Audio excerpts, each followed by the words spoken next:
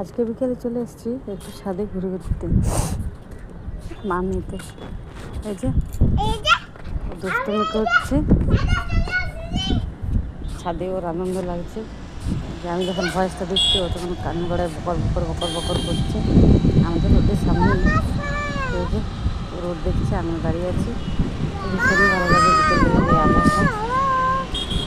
মাঝে মধ্যেই আসা হয়, সবসময় আসা হয় না, তো আজকে এসেছি বলে ওকে নিয়ে এসেছি। দেখো কি সুন্দর লাগছে।